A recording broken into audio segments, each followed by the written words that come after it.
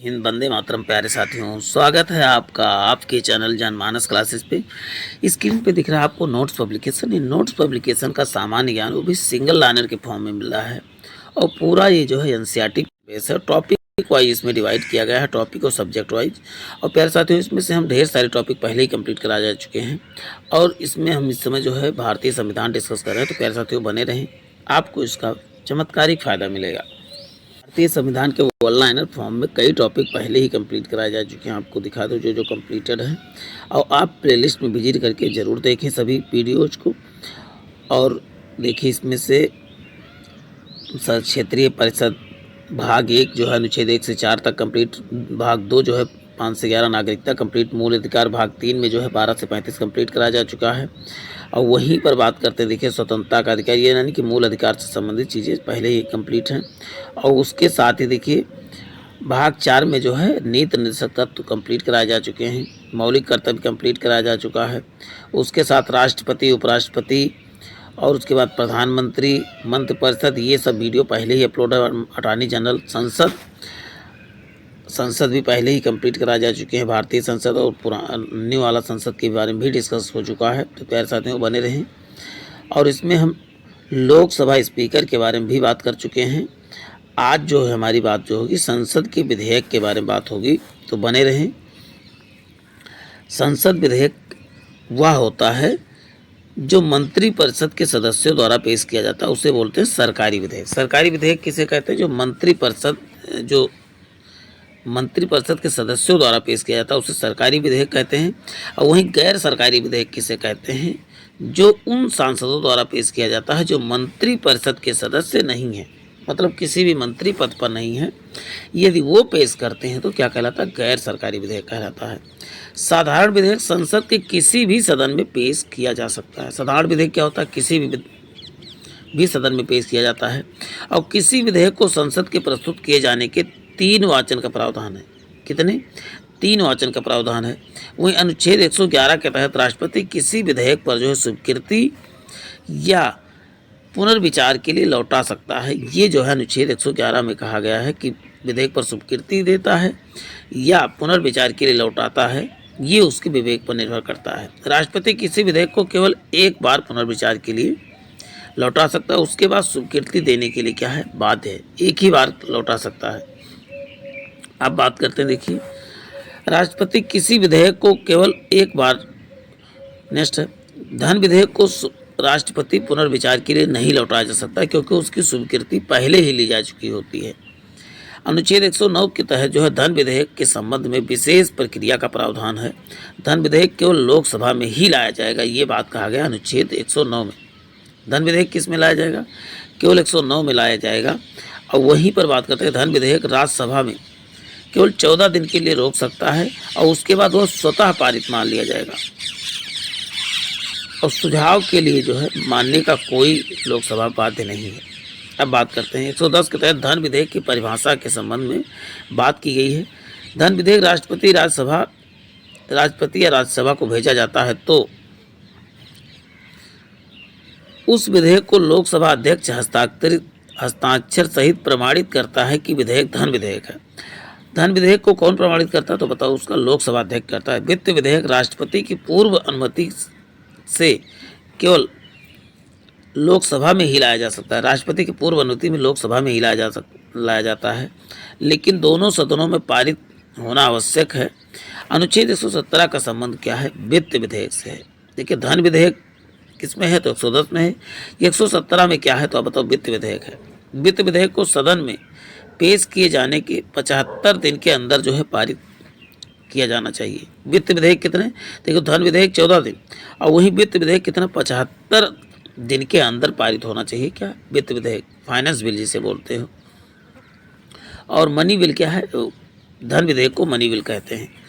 अनुच्छेद 112 के तहत जो है राष्ट्रपति संसद के दोनों सदनों के वार्षिक वित्तीय विवरण का बजट रखेगा, लेकिन बजट शब्द का उल्लेख संविधान में कहीं नहीं है। देखिए बजट शब्द का उल्लेख संविधान में कहीं नहीं है।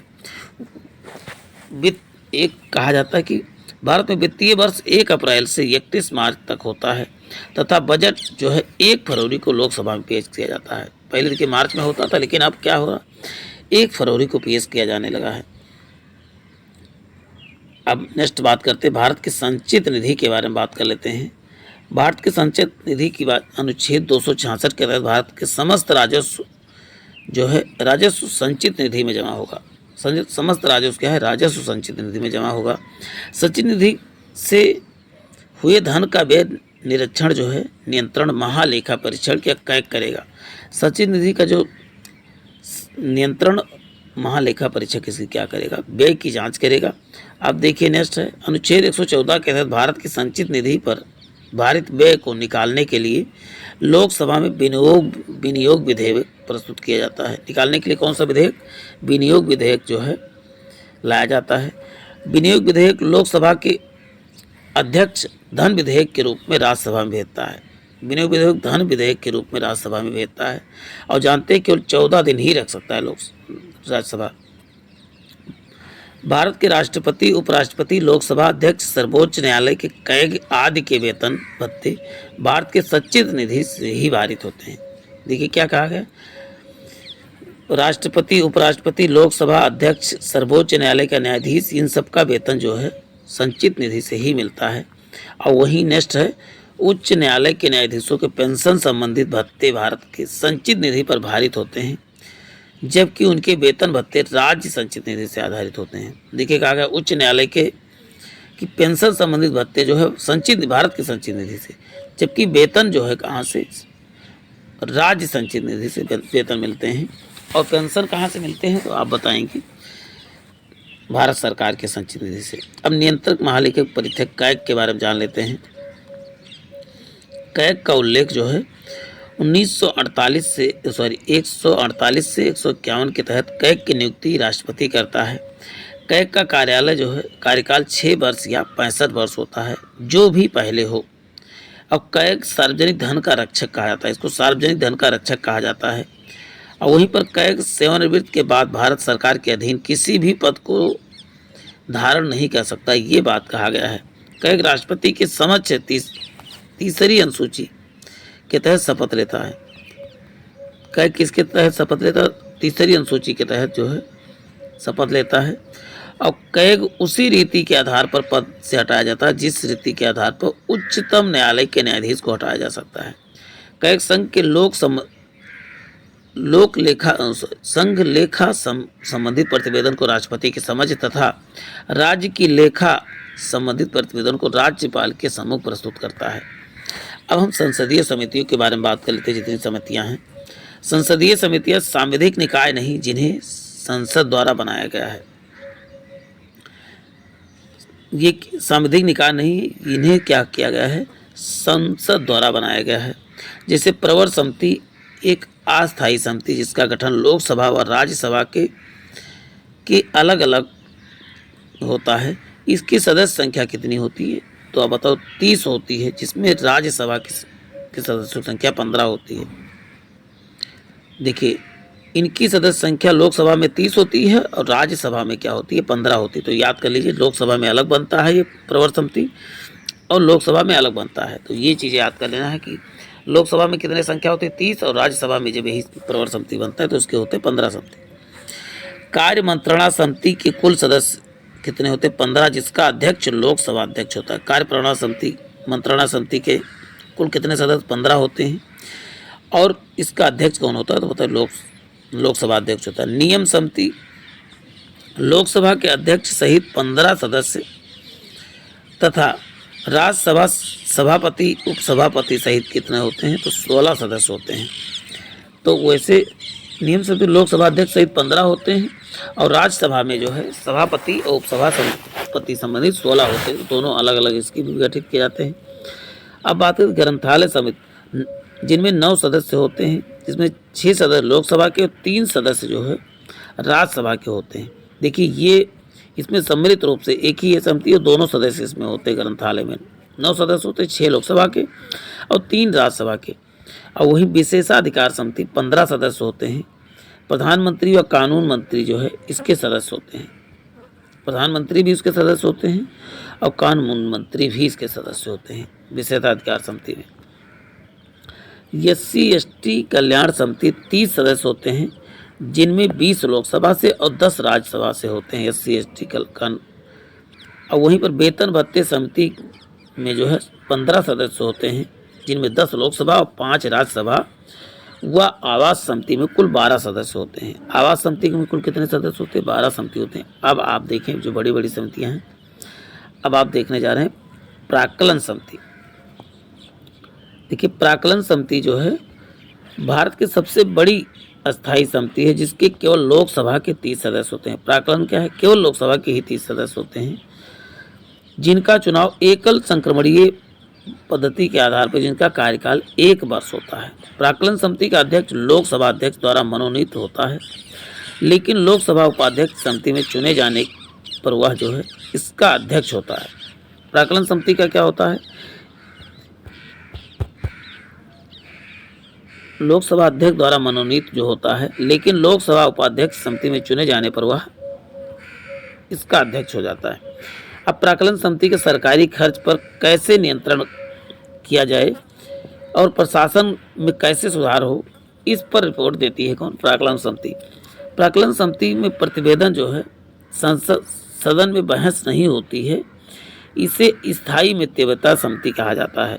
प्राक्कलन समिति का गठन 1950 में जॉन मथाई की सिफारिश पर किया गया था। किसकी? जॉन मथाई की सिफारिश पर प्राक्कलन समिति। अब लोक लेखा समिति के बारे में बात कर लेते हैं। लोक लेखा समिति, इस समिति का प्राक्कलन समिति का जुड़वा बहन कहा जाता है। जुड़वा या लघु लोकसभा भी किसे कहा जाता है? लोक लेखा समिति को। लोक लेखा समिति आम व्यय पर निगरानी और कैग द्वारा जो है प्रस्तुत रिपोर्ट की जांच करती। कौन? लोक लेखा समिति। जो कैग ने रिपोर्ट प्रस्तुत किया उसकी जांच करती है लोक लेखा समिति। लोक लेखा समिति में कुल 22 सदस्य होते हैं, जिनमें 15 सदस्य जो है लोकसभा के, 7 सदस्य क्या होते हैं? राज्यसभा के होते हैं। राज्यसभा सदस्यों का मत देने का अधिकार नहीं होता है। इसमें राज्यसभा सदस्यों को मत देने का अधिकार नहीं होता है। अब लोक लेखा समिति का अध्यक्ष जो है मनोनयन लोकसभा अध्यक्ष करता है। 1967 में विपक्ष का नेता जो है इस समिति का अध्यक्ष होता था। इस समिति के पहले अध्यक्ष जो है मीनू मौसानी हुए थे। अब सरकारी उपक्रमों की समिति के बारे में जान लेते हैं। देखिए इस समिति का गठन 1963 में कृष्ण मेनन की सिफारिश से किया गया था, जिसमें कुल 22 सदस्य हैं और 15 लोकसभा के और 7 राज्यसभा के। देखिए सरकारी उपक्रमों की समिति में कुल कितना? 15 आप बताएंगे लोकसभा के और 7 कितना है? राज्यसभा के होते हैं। और इसके किसके सिफारिश? कृष्ण मेनन की सिफारिश पर। अब बात है मंत्रिपरिषद का कोई सदस्य इस समिति का सदस्य नहीं होता है, जबकि अध्यक्ष का मनोनयन जो है लोकसभा अध्यक्ष करता है, इसका कार्य सरकारी उपक्रमों का नियंत्रण करना होता है। अब बात करते हैं भारत की आकस्मिक निधि के बारे में बात कर लेते हैं। अनुच्छेद 267 के तहत राज्य संसद और राज्य विधानसभाओं का अपना आकस्मिक निधि सृजन करने का अधिकार होगा। आकस्मिक निधि का व्यय करने के लिए शक्ति राष्ट्रपति या कार्यपालिका को है। भारत में आकस्मिक अधिनियम जो है 1950 में पारित हुआ था। अब बात करते हैं न्यायपालिका भाग 4 में अनुच्छेद 124 से 147 के बारे में बात करते हैं। न्यायपालिका संविधान का क्या कहा जाता है? रक्षक माना जाता है। और इस सर्वोच्च संस्था जो है इसमें क्या है? उच्चतम न्यायालय सर्वोच्च संस्था है, कहाँ पर स्थित है आप बताओगे? नई दिल्ली में है। अब अनुच्छेद 124 के तहत जो है भारत में उच्चतम न्यायालय होगा, जिसका वर्तमान मुख्य न्यायाधीश सहित जो है 34 न्यायाधीश, इस समय कितने हैं? 34 न्यायाधीश प्रेजेंट टाइम में हैं। और किसके तहत जो उच्चतम न्यायालय का गठन 124 के तहत किया गया था। उच्चतम न्यायालय में की संख्या वृद्धि जो है 1956 में 8 से बढ़ाकर 11 की गई थी। क्रमशः 1960 में 14 से बढ़ाकर इसको क्रमशः 1960 में 14, 1978 में जो 18, 96 में 26, 2008 में 31 और 2019 में से 34 कर दिया गया। अब प्रेजेंट टाइम में 2019 में बढ़ाया गया। अब कितने हैं तो आप बताओगे? 34 है।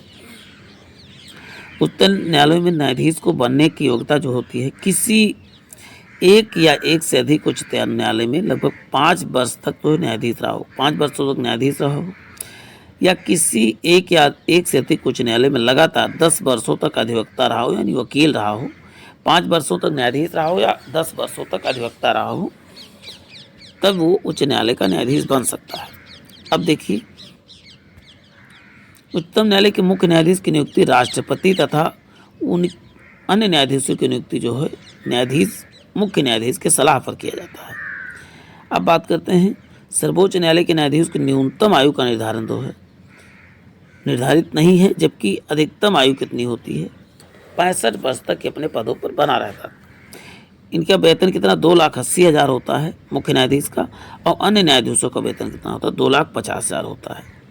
अब नेक्स्ट देखिए, उच्च न्यायालय के न्यायाधीशों की नियुक्ति कॉलेजियम प्रणाली पर की शुरुआत जो है 1993 में हुई थी। किस प्रथा के तहत होती थी? 1993 में कॉलेजियम आधार पर होती थी, यानी कि उसी के सदस्य जो है इस कॉलेजियम में सदस्य होते थे और वही जो है चुनते। देखिए, कॉलेजियम सुप्रीम कोर्ट के चीफ जस्टिस और 4 वरिष्ठ जजों का पैनल होता है, जो जजों की नियुक्ति और तबादले की सिफारिश करता है और 1998 में से प्रभावी हुआ था।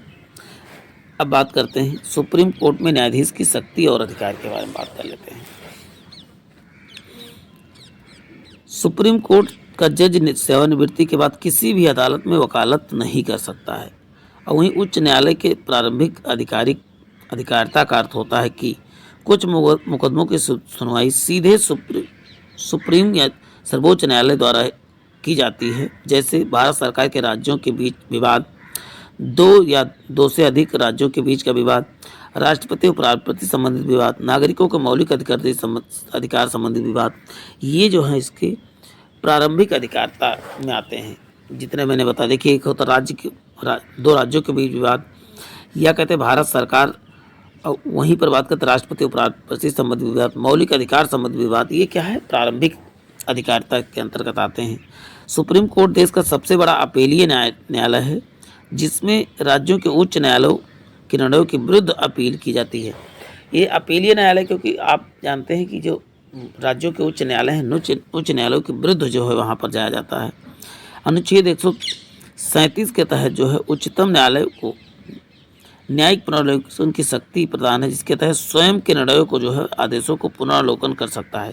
देखिए, न्यायिक पुनरावलोकन की बात किस में की गई है? तो 137 में की गई है, और 143 के तहत जो है राष्ट्रपति सुप्रीम कोर्ट से परामर्श ले सकता है, लेकिन मानने के लिए बाध्य नहीं। और कितने सदस्य मिलकर देंगे? 5 जजों के बेंच इसको जो है परामर्श देंगे। अनुच्छेद 129 के तहत सुप्रीम कोर्ट एक प्रकार का अभिलेख या रिकॉर्डेड न्यायालय है। अभिलेख या रिकॉर्डेड न्यायालय, अभिलेख क्या है? इस आधार पे अन्य जो निचले न्यायालय हैं वो भी क्या कर सकते हैं? न्याय दे सकते हैं। इसीलिए 129 के तहत इसको क्या बनाया गया है? अभिलेख न्यायालय बनाया गया है।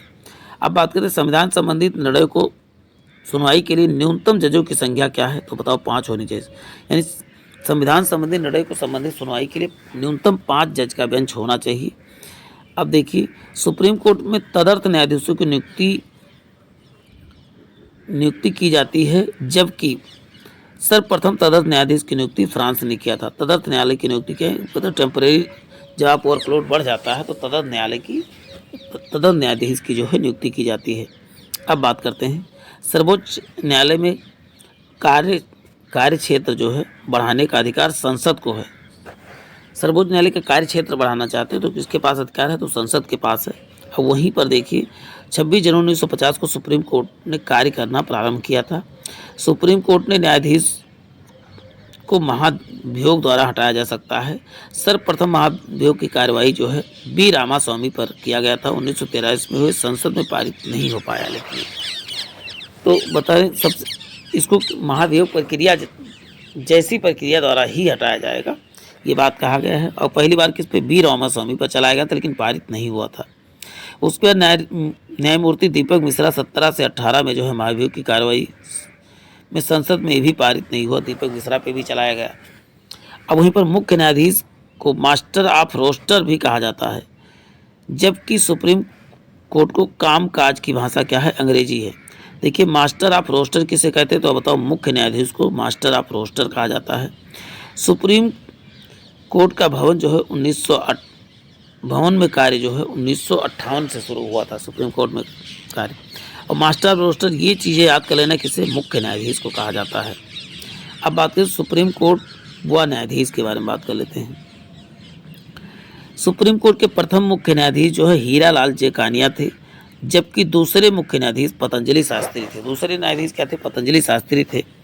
और वहीं सुप्रीम कोर्ट में पहली महिला न्यायाधीश जो है फातिमा बीबी नियुक्त हुई। और वहीं पर बात करते हैं न्यायमूर्ति मोहम्मद हिदायतुल्लाह एकमात्र ऐसे मुख्य न्यायाधीश जिसने कार्यवाहक राष्ट्रपति के रूप में 1969 में कार्य किया। संविधान सर्वाधिक समय तक मुख्य न्यायाधीश के रूप में जो है 16वें न्यायमूर्ति वाई.बी. चंद्रचूड़ रहे। सर्वाधिक समय तक जो है मुख्य न्यायाधीश पद पर कौन रहे? तो वाई.बी. चंद्रचूड़ रहे सबसे अधिक समय तक। अब बात करें स्वतंत्र भारत में जन्मे सुप्रीम कोर्ट के पहले मुख्य न्यायाधीश कौन हुए? एस.एच. कपाड़िया हुए। स्वतंत्र भारत में जन्मे पहले मुख्य न्यायाधीश कौन हुए? तो इम्पोर्टेंट फैक्ट आप जान लीजिए। अब जनहित याचिका या पीआईएल क्या होता है ये जान लेते। नेक्स्ट है देखिए पीआईएल या जनहित याचिका या पीआईएल क्या होता है?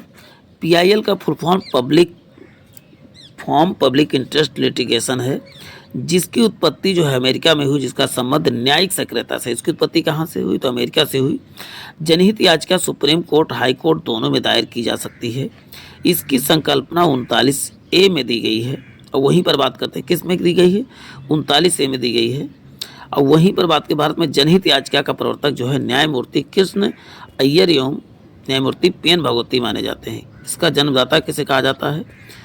तो आप बताएंगे न्यायमूर्ति कृष्ण अय्यर तथा पी.एन. भगवती माने जाते हैं। भारत में जनहित याचिका की शुरुआत 1980 में की गई थी। तो इसकी स्क्रीनशॉट जरूर ले लें कि एक बार जरूर देखें। अब उच्च न्यायालय भाग 6 के बारे में जान लेंगे। संघीय न्यायालय भाग 5 में और उच्च न्यायालय किसमें? भाग 6 में। अनुच्छेद 214 से 232 तक में बात किया गया है। बने रहें। 214 में प्रत्येक राज्य का एक उच्च न्यायालय होगा। और वहीं पर अनुच्छेद 231 संसद की विधि द्वारा 2 या 2 से अधिक राज्यों का जो है संशासित प्रदेश को एक ही न्यायालय की व्यवस्था कर सकता है, संयुक्त न्यायालय की व्यवस्था करता है। वर्तमान में जो है टोटल 25 उच्च न्यायालय हैं, जिनमें से केंद्र शासित प्रदेश नई दिल्ली में भी है। और 25वां न्यायालय अब अमरावती है। 25वां न्यायालय क्या है? तो आप बताएंगे अमरावती है। और उच्च न्यायालय के मुख्य न्यायाधीशों की नियुक्ति कौन? राष्ट्रपति सुप्रीम कोर्ट के मुख्य न्यायाधीश के व राज्यपाल की सलाह पर करता है। अब नेक्स्ट है देखिए उच्च न्यायालय में न्यायाधीशों को राज्य के राज्यपाल शपथ दिलाते हैं, जबकि उच्च न्यायालय के न्यायाधीशों की 62 वर्ष की उम्र पर अवकाश ग्रहण करते हैं। 65 वर्ष होना प्रस्तावित है। देखिए 62 वर्ष अभी 65 वर्ष की। उच्चतम न्यायालय के न्यायाधीशों की जो है रिटायरमेंट एज कितना? 65 है और इनका 62 है। अब बात करते हैं उच्चतम न्यायालय के न्यायाधीश जो है राष्ट्रपति को अपना त्यागपत्र दे सकते हैं। और वहीं उच्चतम न्यायालय का जज उच्च न्यायालय के जज बनने के लिए कम से कम 10 वर्ष का न्यायिक पद धारण कर चुका हो या एक से अधिक उच्च न्यायालयों में लगातार 10 वर्ष तक अधिवक्ता रहा हो। देखिए न्यायिक पद पर रह चुका हो विभिन्न न्यायालयों में, या कह सकते हैं 10 वर्ष तक अधिवक्ता रहा हो, तब ये क्या बन सकता है? न्यायाधीश बन सकता है।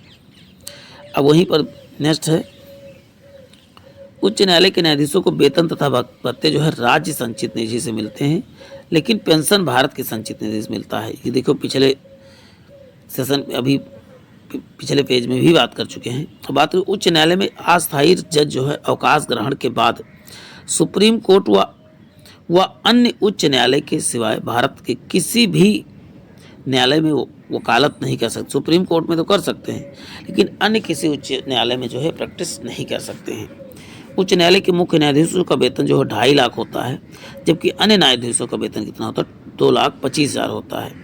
अब देखिए सर्वाधिक जो है न्यायाधीशों की संख्या इलाहाबाद उच्च न्यायालय में है, जबकि गुवाहाटी में जो है 4 राज्यों का एक ही उच्च न्यायालय है गुवाहाटी में। और सबसे बड़ा उच्च न्यायालय कौन सा? इलाहाबाद उच्च न्यायालय है। सबसे प्राचीन उच्च न्यायालय जो है कोलकाता 1862 में बनाया गया। सबसे प्राचीन कौन सा? कोलकाता है। और मुंबई चेन्नई उच्च न्यायालय की स्थापना जो है तीनों की स्थापना 1962 में हुई थी, लेकिन सबसे प्राचीन कौन माना जाता है? कोलकाता ही माना जाता है। स्वतंत्रता के बाद सर्वप्रथम 1948 में ओडिशा उच्च न्यायालय और गुवाहाटी उच्च न्यायालय की स्थापना की गई थी। स्वतंत्रता के बाद कौन कौन से? तो आप बताएंगे उड़ीसा और गुवाहाटी न्यायालय की। वहीं अंडमान निकोबार द्वीप समूह जो है उच्च न्यायालय कौन सा? कोलकाता न्यायालय है। और दिल्ली उच्च न्यायालय की स्थापना 1966 ईस्वी में हुई, जबकि छत्तीसगढ़ उच्च न्यायालय की स्थापना कहाँ पर हुई? बिलासपुर क्षेत्र में हुई थी। अब देखिए, केरल व लक्षद्वीप उच्च न्यायालय जो है कोच्चि में है, और राजस्थान उच्च न्यायालय कहाँ? जोधपुर में है। अब मध्य प्रदेश उच्च न्यायालय कहाँ पर? जबलपुर में, जबकि गुजरात का उच्च न्यायालय कहाँ? अहमदाबाद में है। और वहीं उड़ीसा का उच्च न्यायालय कहाँ पर है? तो कटक में है। तो इन सब चीज़ों को ध्यानपूर्वक, दमन दीव दादर नगर हवेली का कहाँ? तो मुंबई में है।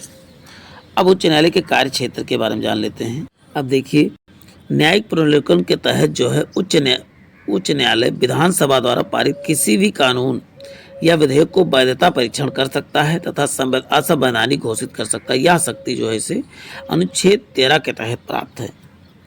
नेक्स्ट है 2015 अनुच्छेद 215 के तहत उच्च न्यायालय भी एक अभिलेख न्यायालय, जिसके तहत उच्च न्यायालय अपनी अवमानना के तहत दंड दे सकता है। और 227 के तहत उच्च न्यायालय जो है अपने अधीनस्थ न्यायालयों के अधिकरण के कार्य प्रणाली की परीक्षण भी कर सकता है। अनुच्छेद 227 के तहत अभिलेख के 215 के तहत अभिलेख न्यायालय की तरह कार्य करता है।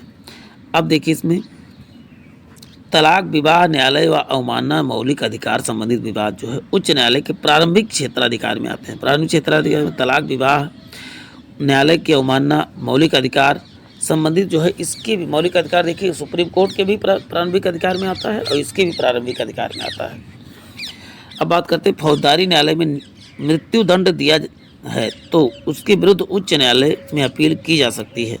भूमि संबंधी विवाद जो है, उत्तराधिकारी संबंधित मामले जो है, पेटेंट राइट, ये सब, दिवालियापन, ये भी जो है अपीलीय न्यायालय है।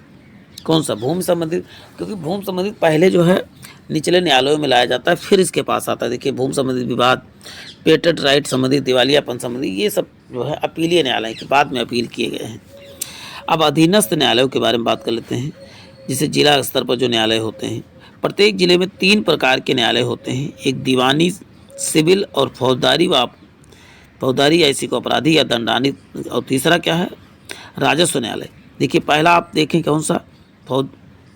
दीवानी या सिविल न्यायालय जिसे बोलते हैं, फौजदारी या आपराधिक न्यायालय, और तीसरा कौन सा? राजस्व न्यायालय। 3 तरह के न्यायालय होते हैं अधीनस्थ न्यायालयों में। अब बात करते हैं, जब जज दीवानी मामले की सुनवाई करता है तो उसे न्यायाधीश कहा जाता है, और जब फौजदारी न्यायालय की सुनवाई करता है तो सत्र या सेशन जज कहा जाता है। देखिए, दोनों जज वही होता है, लेकिन जिस तरह की वो सुनवाई करता है उसी तरह का वो जज कहलाता है। देखिए, जब हम फौजदारी न्यायालय की करता है तो न्यायाधीश कहलाता है, और वहीं पर जब दीवानी मामलों की सुनवाई करता है तो न्यायाधीश कहलाता है, जब फौजदारी के करता है तो सत्र या सेशन जज कहलाता है। और अनुच्छेद 233 के अनुसार जो है जिला जज की नियुक्ति राज्यपाल व उच्च न्यायालय के परामर्श पर की जाएगी। जिला जज की नियुक्ति कैसे? राज्यपाल या उच्च न्यायालय के परामर्श पर की जाएगी। और वहीं पर नेक्स्ट बात करते हैं, जिला जज बनने की योग्यता कोई व्यक्ति जो लगातार 7 वर्षों से अधिक किसी न्यायालय में अधिवक्ता रहा हो, वो जिला जज बन सकता है। 1 नवंबर 1995 में केंद्रीय प्रशासनिक अधिकरण की स्थापना जो हुई, इसके अधिकरण सरकारी कर्मचारी व विवादों को निपटारा कौन करता है? केंद्रीय प्रशासनिक अधिकरण करता है। अब इसके बाद जो है कार्यपालिका के बारे में बात होगी। मेरे साथियों, बने रहें। नेक्स्ट वीडियो हमारा जो है राज्य की कार्यपालिका संबंधित होगी, और कार्यपालिका या विधान परिषद, इन सबको राज्य विधान परिषद, ये सब हम कंप्लीट कराने वाले हैं। संघ और राज्य के बीच के संबंध डिस्कस करेंगे। पंचायती राज से संबंधित बात इसी वीडियो में होगी। शहरी निकाय, ये सब इसी एक वीडियो में कंप्लीट कराएंगे। तो प्यारे साथियों, बने रहें। आज कितना ही, फिर मिलते हैं। जय हिंद, जय भारत।